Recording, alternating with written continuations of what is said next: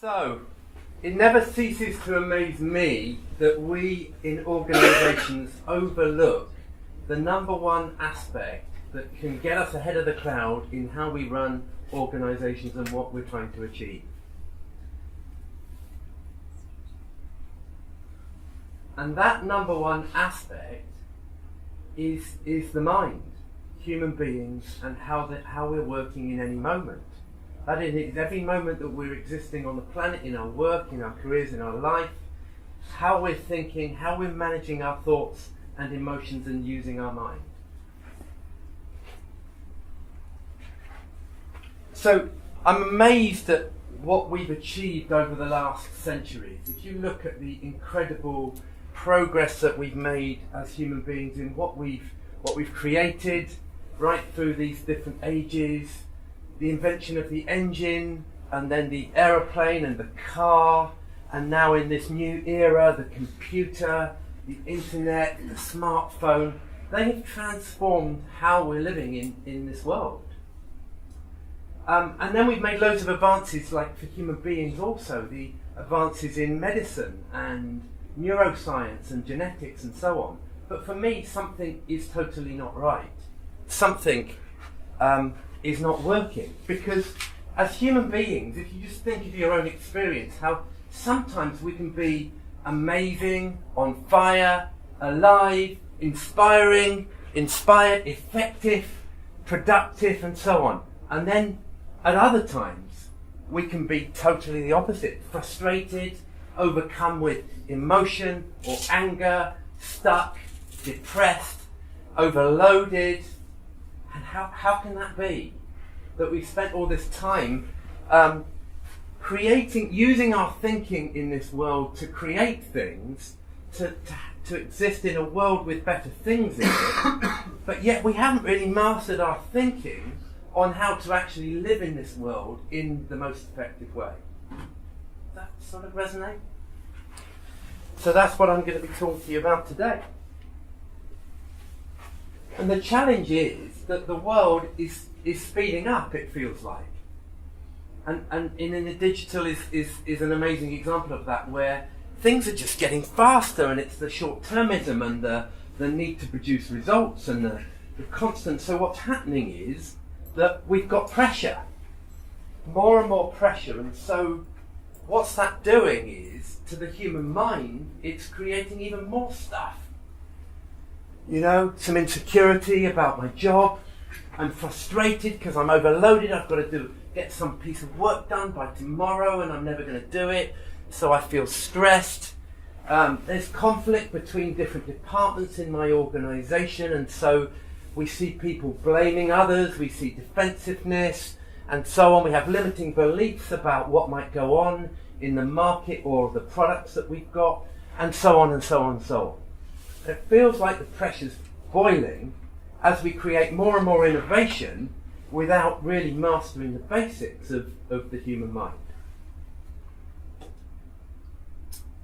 So if you think about this sort of slide, I'm wondering if I daren't point with this just in case I press it off or something. But if you look at the top here, right? So we're all behaving in this world. Simply put, we've all got a set of behaviours. We go to work to operate to produce some outcomes, and we do that in our personal life too. So set of behaviours produce the results that we've got, the sort of visible factors, as I call them, above the line. And then there's all the stuff sort of a little bit below the line. Those are the skills that you've got, the knowledge that you've developed over the years, and the experience that you've got that you contribute to then the behaviours and the outcomes that you get. And underneath that, you've sort of got your beliefs, your values that might have been shaped from where you grew up or who you grew up with, and so on. Values, what you value, what you don't value, and that's obviously shifting in the world as we move forward over the last decade. Then there's your personality. So your Myers-Briggs type, or your insights, whether you're a red or a green or a blue or a yellow, and your identity.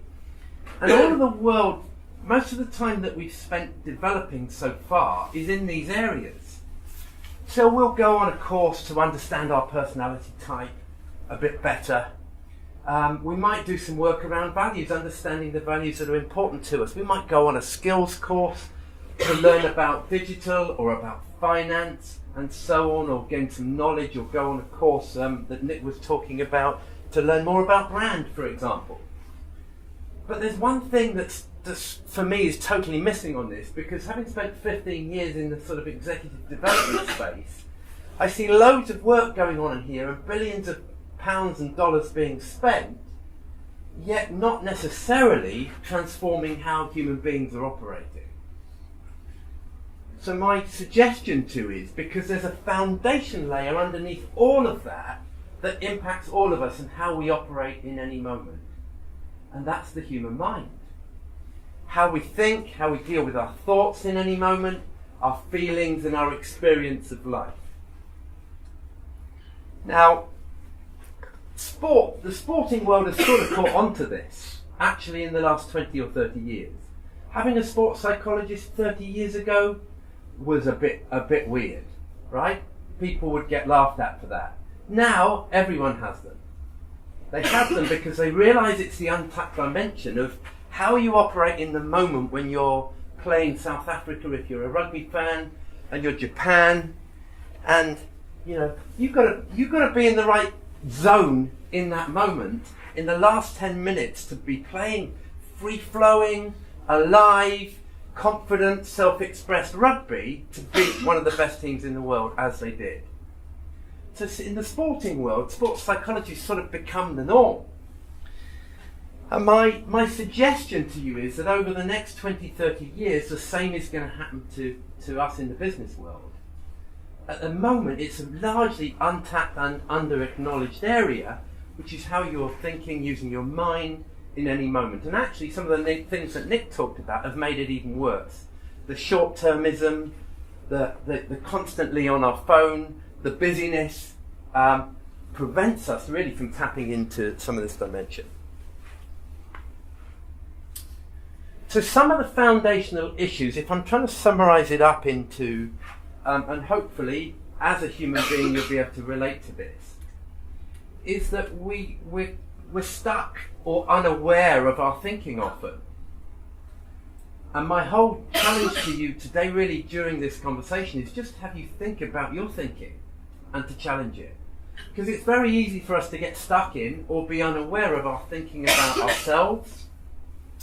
We might have thinking that we're a confident person or a not confident person, that we're great at speaking or not great at speaking, about my situation, about where I live or the partner I'm with or the position I've got in my job, etc., etc., etc. We might have stuck or unaware thinking about others, whether Pete's a great bloke or not a great bloke, whether this company is great, or you just happen to be in front of me, Pete, or whether this company I work in is brilliant or not brilliant. We exist in this level of thinking. So what I'm pointing to is that what we're really looking at is how do we operate in flow more often. This is a definition by this chap with a very long and complicated name called Mihaly Csikszentmihalyi, I believe. And his definition of it being in the zone is sort of being in flow. And what is flow? And you all know this feeling.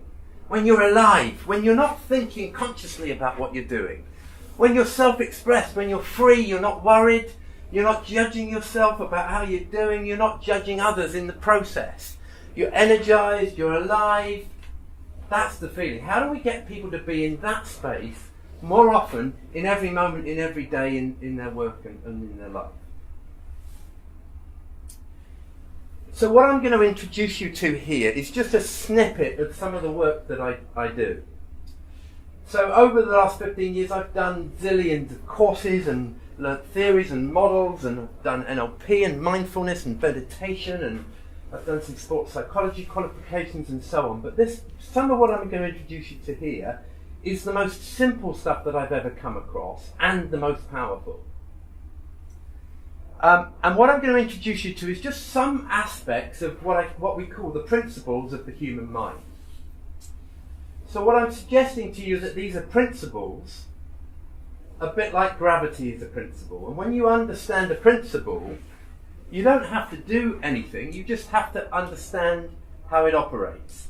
So gravity, if I'm going to hold a glass, I know if I understand the principle of gravity that if I let my hand go away, well, gravity's going to make it drop.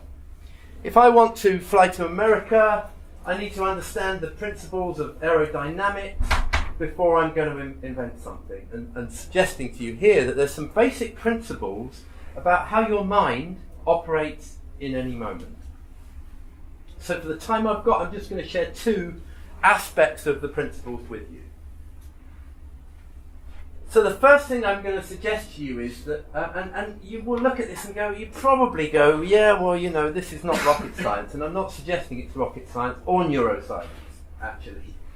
Our reality is simply thought created, and the second one is that your thoughts can be dangerous. Just a quick story for you. My first ever run across a desert was in the Gobi Desert, and it was a 150-mile race across the Gobi Desert. Never done anything like it before.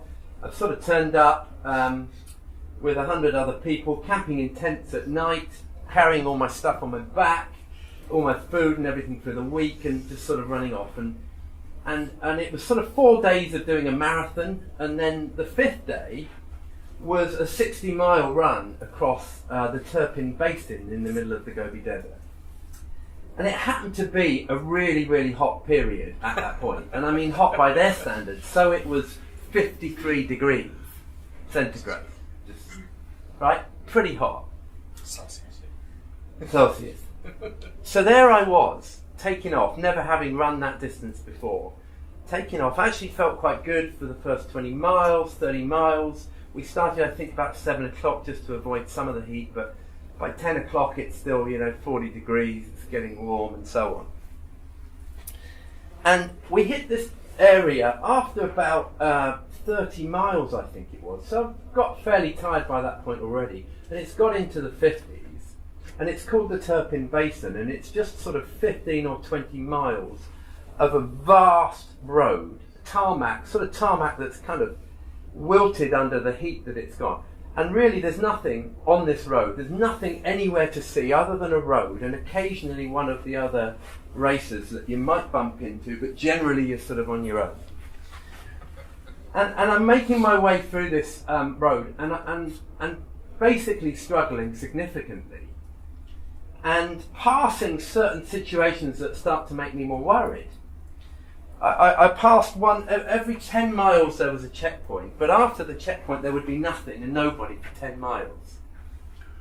And so I passed one checkpoint where I saw this Japanese lady having an IV, and like apparently she was having palpitations. She was seriously, they were worried about her. She was under IV, like in this van with a little canopy up in the middle of nowhere. They at the time had also, because of this Turpin Basin being so remote, even their satellite phones weren't working, so they couldn't even make contact between the different stations. Anyway, I carried on in my kind of slow pace to the next one. The next one I was asked to wait because of the lack of communication. They'd run out of water. And so I just had to wait there. And I waited there with the thoughts going on in my head for an hour. And each station you got to, you started to notice that some people would drop out and just would not make it, and they'd be shacked up in just trying to get some shade in near this van. And of course what my mind did is it went wild, and I ended up pulling out of the race halfway through the Turpin Basin. And what had happened to me was my thoughts had just taken over on me, right? My thoughts had taken over. This was dangerous. It wasn't worth it. They've got the organisation here. What if something goes wrong? And so on and so on and so on. I ended up creating a reality for myself that totally absorbed me and totally justified me saying, well, look, this is not worth it. I'm going to pull out. Now, we at the end of the day got driven to camp. And what was interesting to see that was half the people in the camp had made it, and half had pulled out.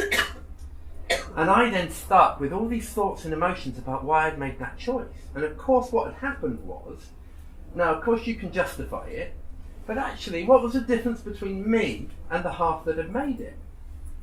The only difference was the reality that I had created for myself in my head. There was no physical difference, there was nothing else that occurred. And what I'm suggesting to you is that in any moment you're existing with a reality that's not real. It's not real what's going on for you, it's just thought created in any moment. So let me bring this back to people that might run a little bit. You might experience yourself, if you go out for a run, you might have run a marathon or a half marathon or even shorter than that. You might have noticed this experience when you're running along and you're feeling tired. And you feel tired and you slow down, and then guess what? Someone comes along by the side of you who you know and starts running with you. And all of a sudden what happens? You speed up and you feel fine again. Well, how did that work? You've actually run further now and you feel less tired because the reality you're existing within the new moment is totally different to the one that you exist within. It did exist within. And this is the same I experience if I'm running a marathon. The hardest part of running a marathon is not the last few miles when you're most tired. It's in the middle. It's in the middle when your mind is creating a reality for you that you're tired. How does that work? So the question is, how does this relate to you in your life and in your work and in your organisations? What I'm suggesting to you is that there's realities that you're creating for yourself, some which are supporting you and helping you be most effective in what you do, and others that are having you pull out of your own race.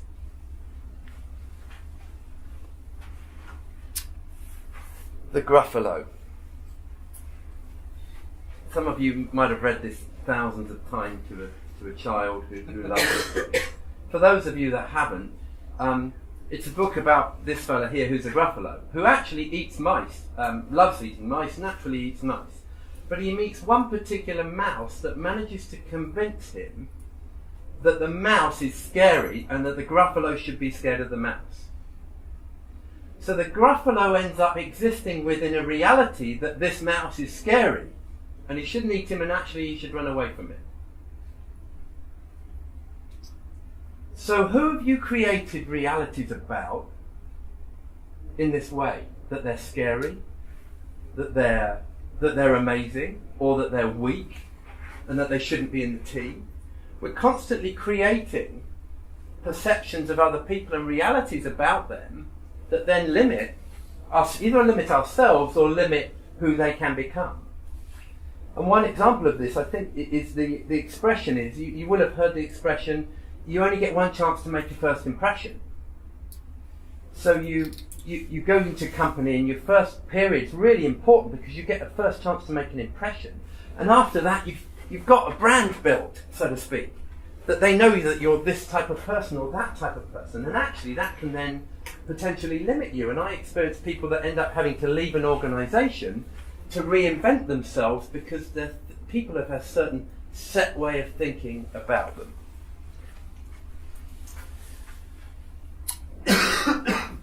So this is another way of sort of suggesting the same thing that I'm already pointing at here, which is we're living in a movie. So if you think about going to the movies and watching a film like Jurassic Park or Jurassic World, and you're sat there, you're on your front row, so you're really immersed in it, and you're looking up and all of a sudden a dinosaur comes out and right? And what do? You jump, right? You're like, right? But you know, you have to then pinch yourself and go, it's too stupid. You know, dinosaurs don't exist. This is just a movie. And I'm suggesting to you that your life is like that. Your whole life and the way that you're looking, I've got 5 minutes, I better hurry up, is like a movie. And that simply what's happening is your thoughts are occurring to you and they're creating the movie, but I'm inviting you to actually say you're not your thoughts. Your thoughts are simply a stream of consciousness flowing through your head that you grip onto and act like it's a real movie. As a very clever man once said, reality is merely an illusion albeit an extremely persistent one. So my second point, thoughts can be dangerous. Let me just say a couple of things about that. So first of all, thoughts can be dangerous because of some of the things I've already suggested. One is we create perceptions of certain things, we make judgments about certain things or people, but also thoughts are dangerous because they're not accurate or not true. And sometimes, and often actually, they change. And so that's why I'm suggesting they're dangerous. Just quickly for me, what do you see here?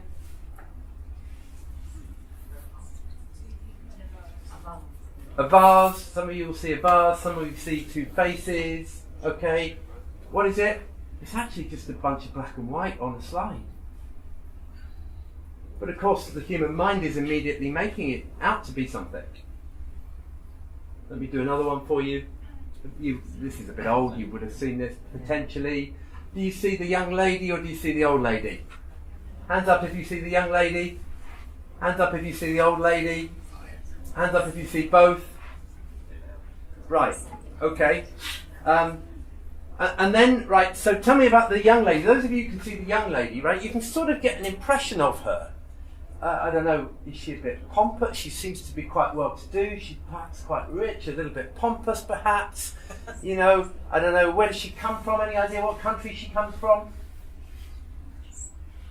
France, I think France. Absolutely, yeah. What about the old lady? What about the old lady? She's from Yorkshire. Doesn't exist. She's quite old, she's had a tough life, she's probably a bit poor, and so on.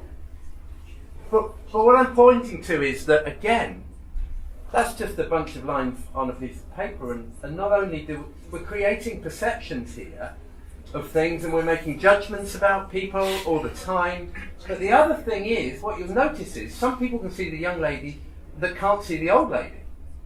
So what we do is that we've got our own thoughts going on, and your thoughts are different to mine about the same thing. And this is where most of the conflict in the world occurs, because I get stuck in my view of the world, and you get stuck in your view of the world. So it's sort of like this, right? What I'm suggesting to you is that you're looking through tinted glasses at the world. And everything you're looking at has a certain shade on it, and some of it is rose tinted and some of it is not rose tinted. But it's all tinted. And the more that you can see this and the more that you realise this, the more you're able actually to have a clearer focus and to take away the tintedness altogether and be in flow in life, where you're not so tarnished by your thinking. Just another aspect then on problems, because half of the issues in the world are caused by problems. And the way that we look at something is a problem. And of course, a problem is just a way of thinking about something.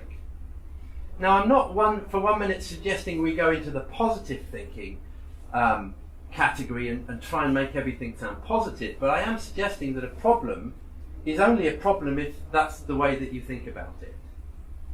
And if we look at things like anything that you're looking at as a problem is simply a way of thinking. I suffered from some depression actually earlier in my life. And then I came across this work, and actually what I realised is that depression was simply thought created. It was me and a bunch of my thoughts grouping together to look at things through a dark lens. So what are you looking at as a problem that perhaps then is just your thinking? Because what we tend to do in life is we tend to go up and down. I do an exercise with teams where I ask them to draw this sort of line over the last year. Tell me, how's your last year gone as a team and as individuals? And every line always goes like this. Yeah? It always goes up and down. And now, it's not actually going up and down based upon what's happened. It's going up and down based on their thinking of what's happened. And the reality, what's happened, is generally more measured than the thinking line. I'm working at the moment in a recent acquisition, an integration of two companies, where you see this a lot. Where actually what you see is the emotional roller coaster going on is simply the thinking that people have got going on. And when they get together and they all seem to have the same thinking, in a way it makes the roller coaster even more significant.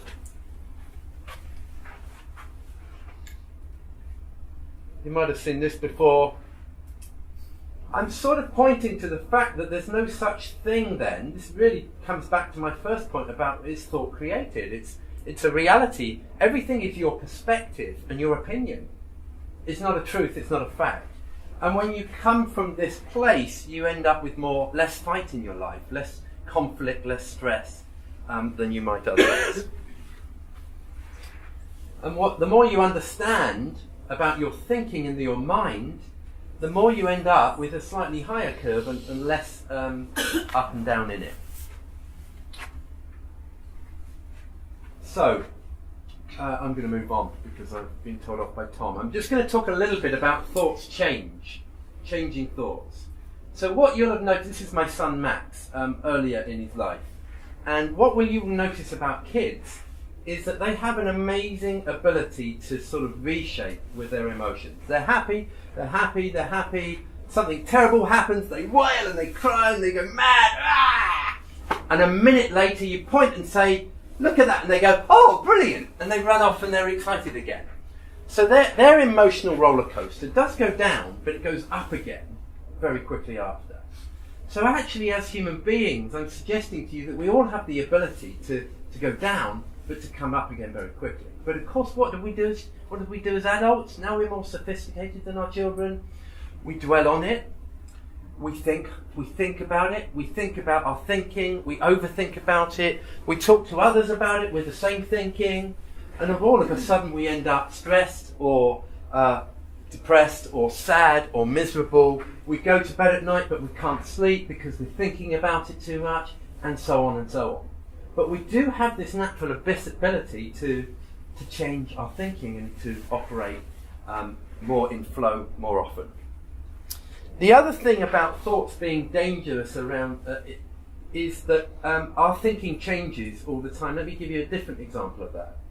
So you might have heard the story actually of the lady on a train with two children. So it's late at night, there's a lady on a train with two kids, and the kids are being totally out of order, they're being noisy, they're disrupting, they're spilling things, and the lady's just sat there, kind of not really doing anything. And so slowly there's a couple of people that are getting really annoyed with her. And so they build up this picture and this reality of how this lady is not being a great mother. She's not controlling her kids. She doesn't seem to care about anyone else in the carriage. We brought the whole reality, and then guess what we find out? She's just come back from the hospital. Her husband has had a terrible accident, and all of a sudden we completely shift the way that we think about that situation, and we go, "Oh my goodness, that poor lady. She's got loads to deal with." So often we change our thinking, and we're gripped in a certain way of thinking about a situation. Something happens, and guess what? We change immediately. What I'm suggesting to you is be aware of your thinking is dangerous and don't be so gripped in the first place. Because a lot of you in this room are at the front of a fascinating, exciting place to be. Lots of innovation, lots of change, lots of exciting things. But if you've got a noisy mind, and if you've all got noisy minds, busy is not good. You've got no space to really think. You've got no space to look at your own thinking in your mind. You've got no space to really invent the future. And I'm suggesting to you that we talk about this quote quite a lot, but I don't think that's possible in the current space. We're too busy, and we don't fully understand the power of our mind enough. So I hope that's been thought-provoking in some way. I guess my final line is to just mind out the way. Thank you.